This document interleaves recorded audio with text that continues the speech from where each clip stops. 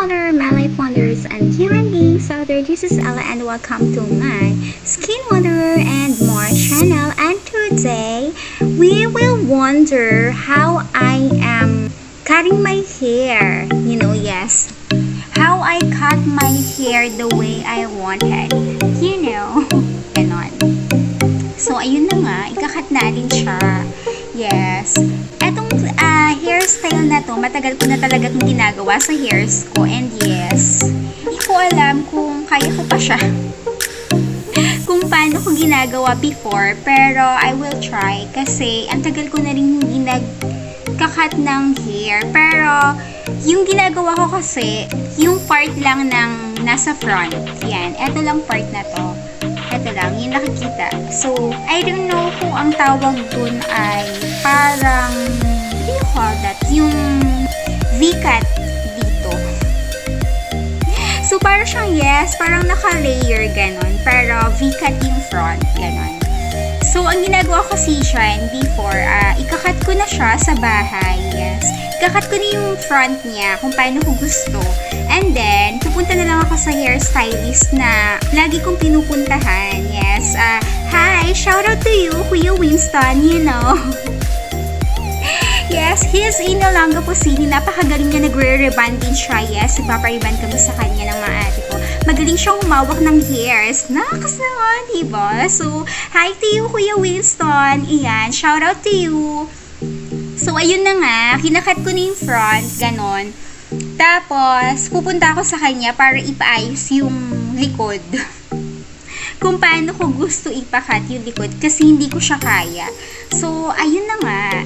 And then, sometimes, pag wala akong time or tinatamad, parang ganon, sasabihin ko sa kanya kung ano yung gusto kong hairstyle, ganon. Tapos, yes, achieve naman. So, ayun na nga, diba? So, magsa-start na nga kung ikat yung hair ko, yeah. Yung front lang naman yon. So, ayan kasi siya. So, medyo ayan. Kamusta naman yung triple dead? Super dry. So, ayan na nga. So, etong front lang yung kinakat ko. So, ang lagi kong ginugupit sa kanya ay yan, super V-cut na pa ganyan.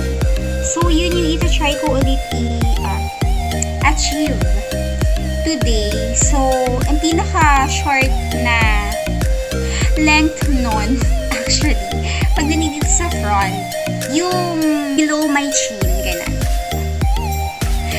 Pero, even kung pagili ako kasi, itong part na to, lagi ko din kasi yan iniilaan. So, kapag sinama ko siya, yung pinaka-short na, yung shortest length ng hair ko, ayan, hanggang dito siya lagi. Ito lang, itong part ng patilya. So, ayun na nga, ipapakita ko kung paano ko siya kinakat. Yes. So, let's go. Let's go.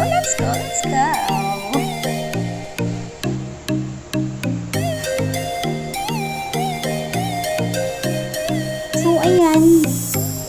Hahatiin ko lang siya. Hindi ko na siya hatiin. Hahatiin ko siya, pero hindi ko siya hahatiin, If you get it, So, eto na nga, diba? Hahatiin ko talaga siya dito. Ayan. Tapos, ibabantay ko lang yung hati dito sa may palikod ng ear ko, ganun. So, ayan. And then, if you notice, hindi ko na siya natin ng gitna kasi ito talaga yung hati ng buhok ko. So, gusto ko kasi na pag inupit ko siya, kung paano yung hati ng buhok ko, hindi na mag-a-adjust yung buhok ko ulit kapag hinati ko siya sa gusto kong hati. So, ayun na nga, So, ayan. So, dapat lang natin siya sa hinati ko dito, papunta sa kabila. Ganun. Tapos, ayan. Ang sakto naman siya. Ayan. So, hindi ko siya kailangan or hindi ko gustong perfect yung pagkakahati or pagkakagupit or perfect yung shape nung both sides niya. Yes, ayun na nga. So, eto siya. And, alam ko muna yung likod. Diba? Para hindi halo sa harap, nagugupitin ko yung likod na part. So, eto siya. Yes, ginupit ko na to before. Kaya lang, nung ginupit ko siya, hindi naka-iron. Ibig sabihin, yung buhok ko talaga na normal na yung buhok kasi normal, para siyang medyo na kuryente, yung ganon. Mesum pa. Yung parang ganon. So, nung ginupit ko siya the last time, hindi ako naka-iron. Para kasi ngayon naka-iron yung buhok ko. So, ayun na nga. So, hinahati ko siya ng ganyan. Diba?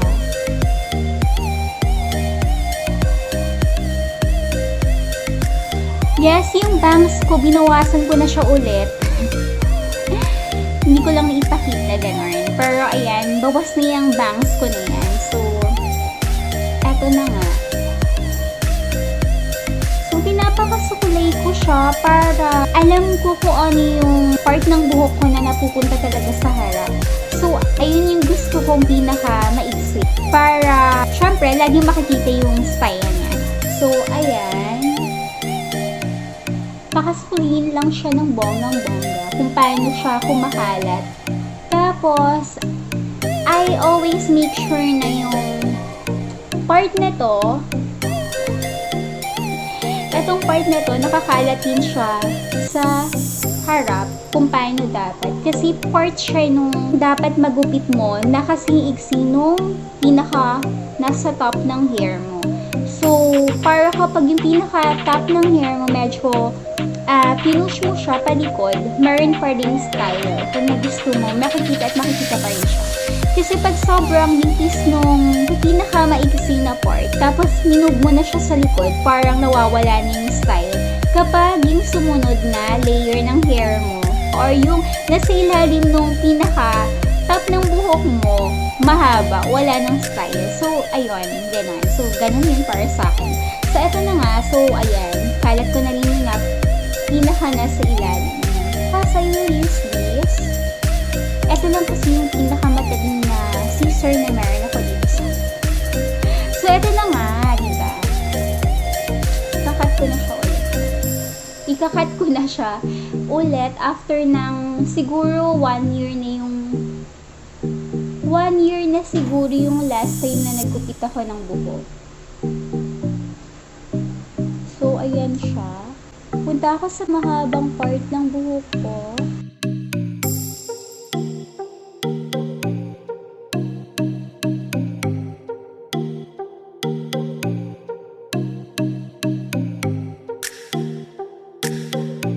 So, ayan siya. Ba?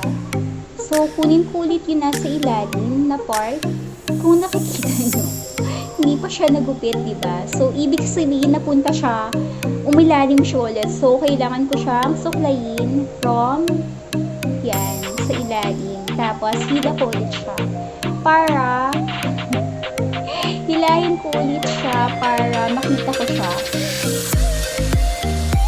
Tapos, kinalat ko ulit yung hairs ko, ganyan. Tapos, ikakat ko ulit siya.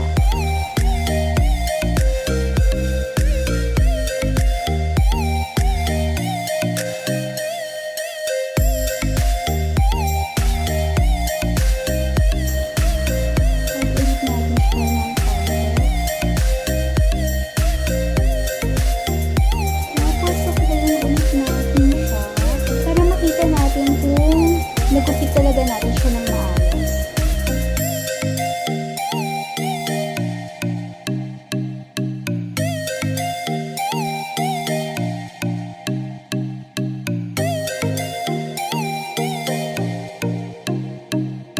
Tapos, ito yung part na mahaba kasi. Nag-fly away siya, so hindi ko siya bakat ng maayos. So, kailangan ko siyang i-ganti. Para lang straight ko yung hair. Dahil naka-fly away siya ngayon, I just need to hold it like that. Tapos cut ulit sa ganun.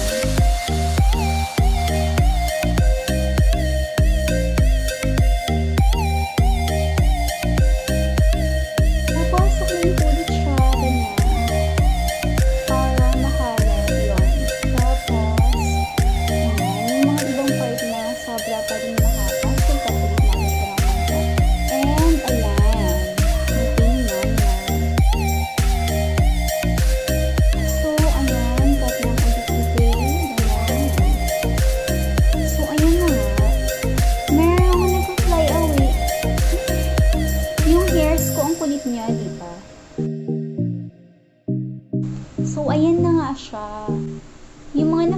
away. Ayan, ayaw niyang umayos.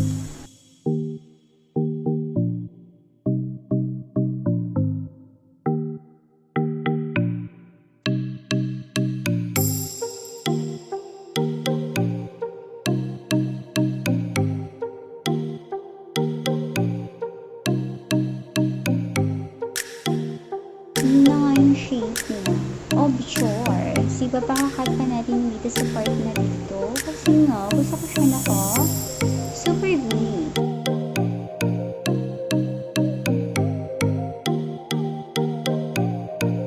Yan, kinuha ko yung part sa loob. Ayan.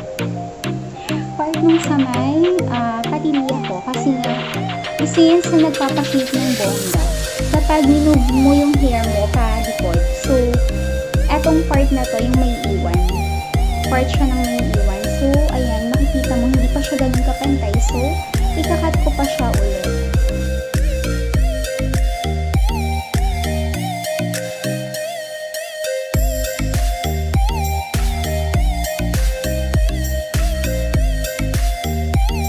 So, ayun na, diba? Ayun na siya. So, bibitawan na siya sa ganun. Ikakat ko pa siya ulit. Yung part dito. Yung part pa siya na may iwan talaga. So, ikakat ko natin siya pa ganun.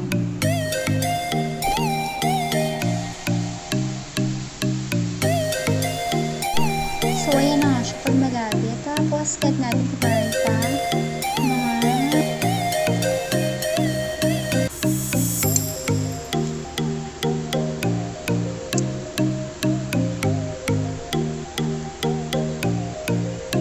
So, ayan na nga siya. Tapos, ito, itong part na to, na feeling ko mahaba siya. Ikakat ko din siya. So, ayan na nga. Nakakalibo kasi kapag lagi nakaside yung tingin mo. So, I need to close my left eye since doon ako nakalingon. So, ayun. So, ayan na nga siya. Okay naman na siya siguro. Tingin ko, yes. Ayan, okay na yan. Kasi, lagi ko naman siyang ina-iron and lagi ko siyang kin curl or weave kapag ina-iron ko siya. So, hindi ko kailangan ng super duper pinapantay na V-cut or yon. So, hindi din masyadong makikita na pantay if kin-curl ko naman siya. So, i-cut ko na yung kabila. So, ayan siya. So, ayan. May part pa dito na feeling ko ang haba niya pa. Ito. Itong part na to. So, ikakat ko din yan. Kinakat ko talaga silang mahaba. Yun or. So, ito na nga. Ikakat ko na siya. So, yun na nga. Nakat ko na siya. Tapos, yan. Hindi pa rin siya ganun to iksi. Kung paano ko gusto. So, ikakat ko pa din siya na bagon.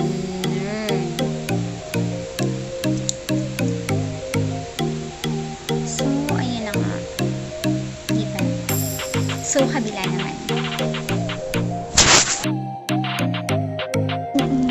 Ito pa rin na meron ko yung habag dyan. Ayoko talaga yung ganyan.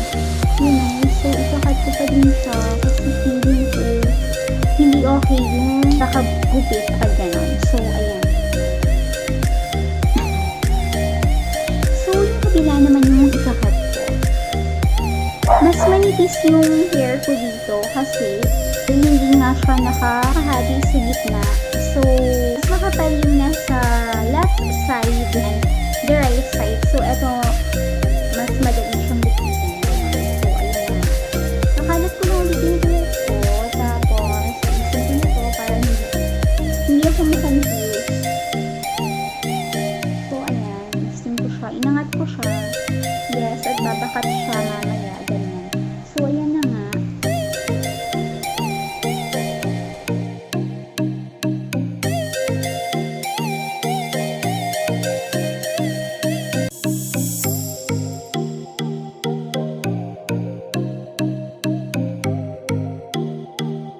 Ang bilis siyang nagupit, diba?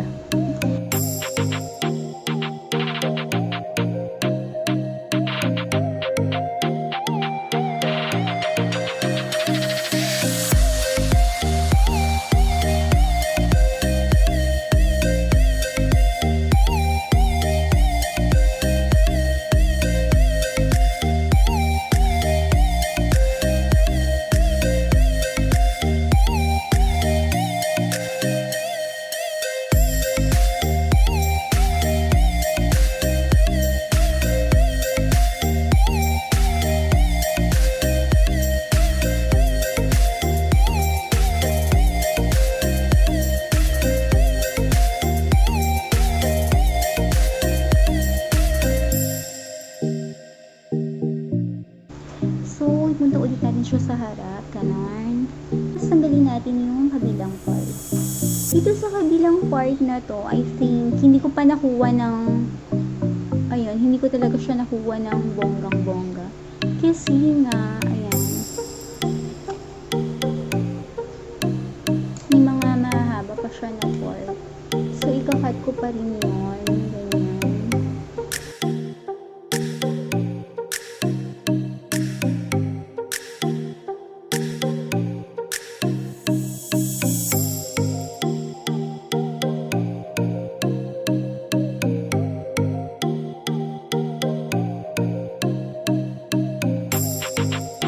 So, eto na nga siya.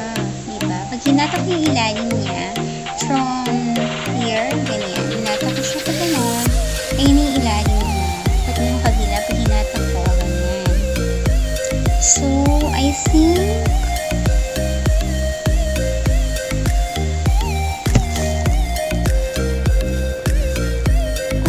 nakuha ko naman yun.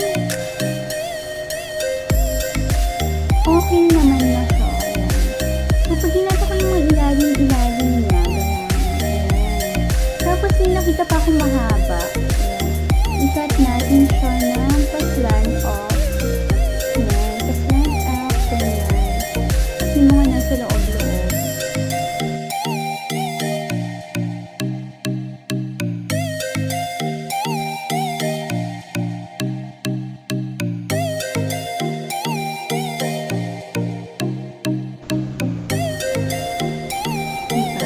Ako marunong magpipit. Pero,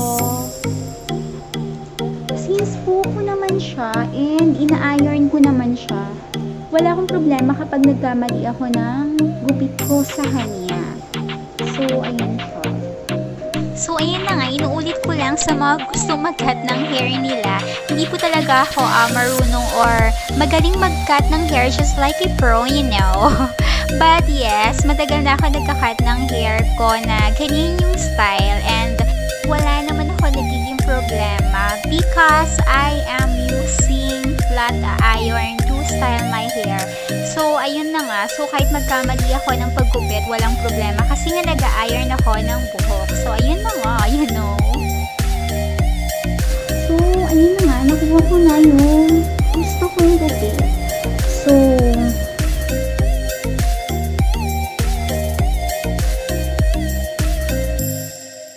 ayan na nga siya. Yun or. So, ayun na nga. So, see you on the next wandering. Babush, babush, babush, babush, babush, bush, bush. And before I forget, I just want to say thank you to Ate Yuns and to Chaco1YT for sending me those video clips that I am using right now on my videos. And to all of those who's watching right now and haven't subscribed yet, what are you still doing there? Subscribe now. And to all of my subscribers, thank you very much. So, ayun na nga. So, see you on the So, see you on the next one. Babush, babush, babush, babush.